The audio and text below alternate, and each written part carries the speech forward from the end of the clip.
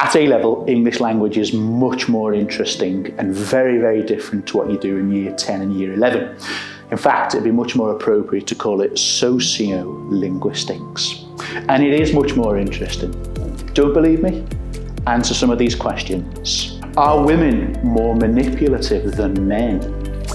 Are female comedians or comedians funny at all? Are men funny? Prove it. What do people think when you open your mouth and speak about your regional accent? What should they think?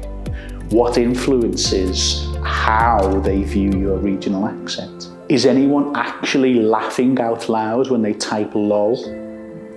Will people still be using the words corona coaster and covidiot in 5 months' time? 5 years? 10 years? Why? Why not? Why might you not want ketchup on your chips once you research what ketchup originally was? Look it up and find out. When you communicate in your WhatsApp groups, how and why do you use language? We will investigate with some of your WhatsApp messages, anonymised of course. In English language, we'll expect 2 things of you. One, that you develop a keen interest in the world of language and its everyday use, whether that's tweeted, spoken, typed, retweeted, you name it, we look at it. The second thing that we'll expect is that you voice and express your ideas and opinions.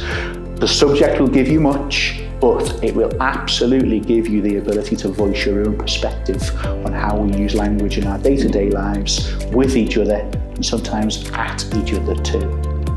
So where will all this lead? Where could all of this lead in future employment opportunities?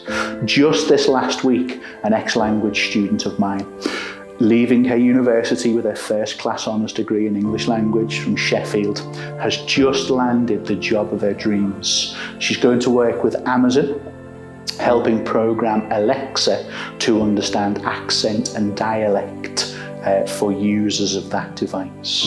There's also, of course, writer, journalist, speech therapist, food critic, gig reviewer, blogger, vlogger, and a million more.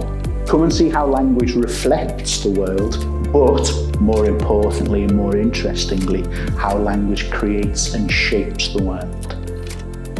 I chose English language at A-level because I think it's quite a facilitating subject. As well as this, I found topics such as language and gender and early child acquisition quite intriguing.